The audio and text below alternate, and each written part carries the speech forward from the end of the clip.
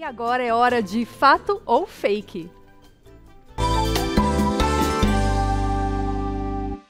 Eu estava falando espanhol, por isso eu falei a hora. Percebi. Você percebeu, né? Obrigada.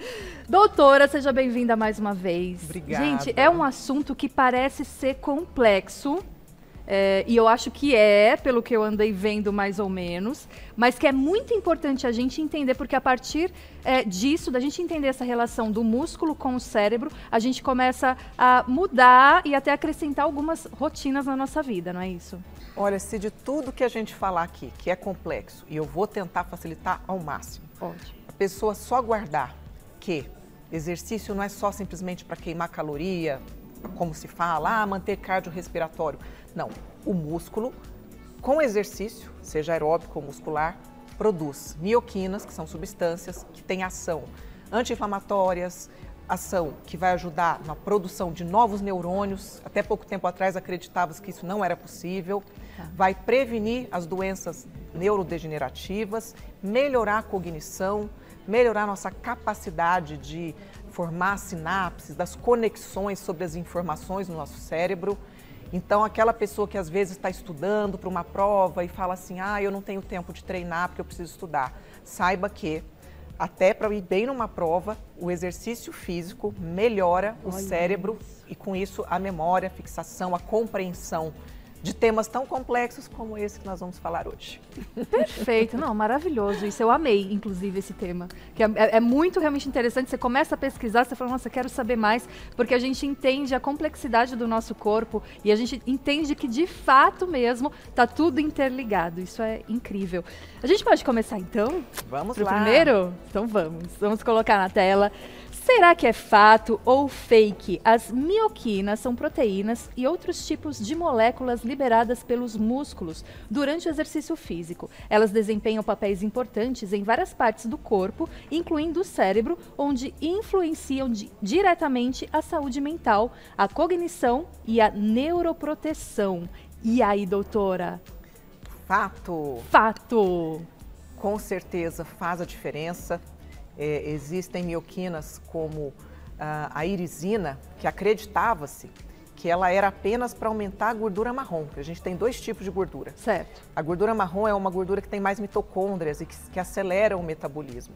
Mas a irisina também tem fator sobre as conexões neurais, as novas formações, a memória, todos os nossos processos que são importantes, que a gente precisa disso para ter resultado na vida, para ser estratégico, não é verdade? Com certeza. E hoje eu vejo claramente pessoas que têm uma preocupação, porque às vezes tem um histórico familiar de Alzheimer, e elas ficam tão preocupadas e gastando energia sobre fazer exames ou descobrir novos exames, que se pegar esse mesmo tempo, essa energia, e fizer atividade física completa, com aeróbico, com muscular, e se alimentar bem saudável? Já ia ajudar muito, com certeza, né? Com certeza. Então, é fato. Mas o que são realmente essas mioquinas?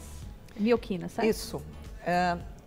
Assim como nós temos as nossas glândulas endócrinas que produzem os hormônios, o músculo hoje ele é quase considerado um órgão endócrino por produzir essas substâncias. Entendi. Então, tem uma que chama BDNF, que é um fator neurotrópico derivado do cérebro, que ele é produzido também pelos músculos. O cérebro e o músculo produzem? Produzem. Olha. E hoje ela tem sido muito estudada porque ela está relacionada com, por exemplo, pessoas que já estejam em um grau inicial de demência e que começam a se exercitar e que começam a estimular, elas podem ter o não avanço da doença. E pessoas que, geneticamente, quando fazem lá o exame genético, que vem lá essa modificação genética da ApoE lá.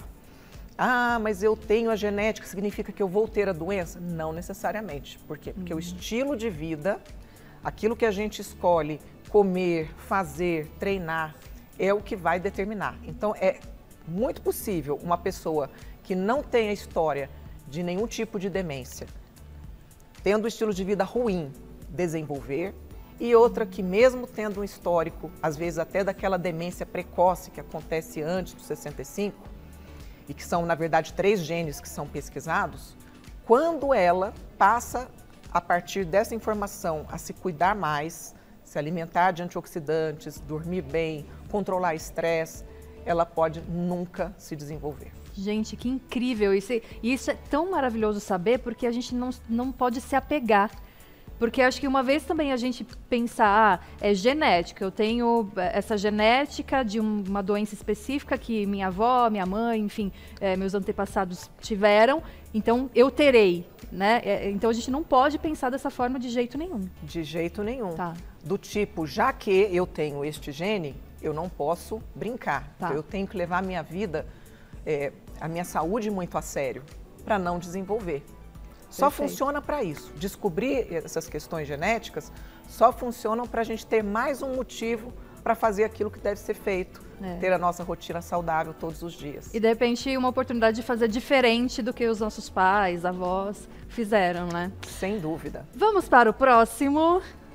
Na tela, será que é fato ou fake? Algumas mioquinas, como a IL-6, interleucina 6 e a IL-10 têm efeitos inflamatórios e aumentam a inflamação cerebral associada a várias doenças neurodegenerativas, como Alzheimer e Parkinson. E aí, é fato ou fake?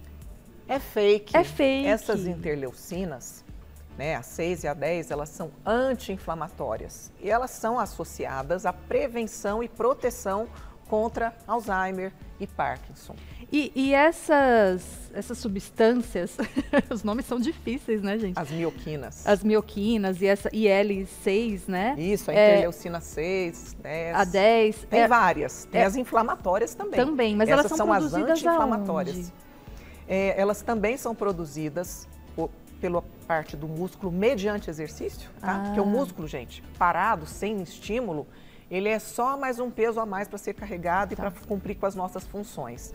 Para a gente ter esta farmácia natural dentro da gente, a gente precisa colocar aquilo que a gente tem de mais precioso. E cada vez mais o músculo vem sendo a coisa mais preciosa a se ter, quando a gente pensa em longevidade, né? Enquanto muitas mulheres pensam no banco de colágeno, pensando no envelhecimento da pele, o banco de músculo, fazer o exercício, ele é tão importante quanto, para que a gente tenha autonomia para o resto da vida, para que a gente tenha essa proteção e para que a gente tenha performance cognitiva. Tá. Eu ouvi dizer que quando a gente toma creatina, é bom para o músculo e é bom para o cérebro. Isso é verdade? Essa é uma relação bastante interessante. Isso é verdade e recentemente eu li um artigo, inclusive mostrando que pessoas que às vezes, de vez em quando, trabalham à noite ou têm uma noite que não foi tão bem aproveitada, quando elas tomam a creatina, elas conseguem minimizar a baixa cognição daquela pessoa que às vezes vai trabalhar depois de uma noite que não dormiu bem. E cada vez mais a gente entende que cuidar do músculo é cuidar do cérebro. Fantástico. Então é bom, é indicado tomar creatina. Mas aí tem que ter indicação. Sempre com o profissional que acompanha, sim, na quantidade adequada, relacionado ou não ao tempo do treino, ou em jejum, ou se antes, cada pessoa tem uma necessidade. Então perfeito, a quantidade e o quando é muito individual. Perfeito. Tem mais uma? Ah, tem essa foto aqui, olha que interessante. É o sistema nervoso, é isso para a gente entender? É a gente mostrar, por exemplo, que essas mioquinas, e aqui a gente está dando o exemplo, o BDNF, que eu falei, tá, e a irisina. A irisina, como eu te expliquei, além de melhorar a gordura marrom, ela diminui o estresse oxidativo. Então, se a gente for acompanhar aqui, ó, proteção, diminuindo o estresse oxidativo e diminuindo a proteína beta-amiloide, que ela é produzida quando se tem, por exemplo, a doença de Alzheimer.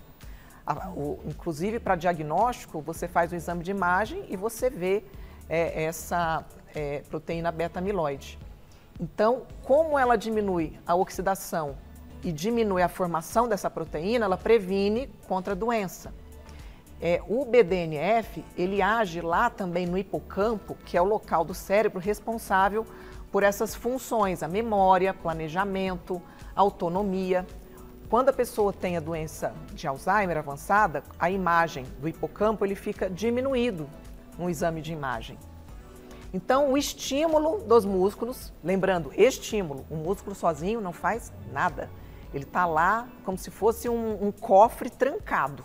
Aí o exercício é a chave que vai abrir esse cofre e aí vai liberar essas preciosidades para que a gente tenha preservação de todas essas nossas funções cada vez mais e melhor. Meu Deus, se alguém que está assistindo a gente ainda está pensando se vai começar ou não fazer exercício, acho que com essa aula aqui hoje, você fala, não tem como, a gente precisa. E eu achei muito interessante o que você falou da parte cognitiva. Então, fazendo exercício físico, depois eu quero te perguntar qual exercício físico eu consigo ativar mais essas substâncias, esses componentes, para que eu consiga ter melhor memória, concentração, foco, tudo isso.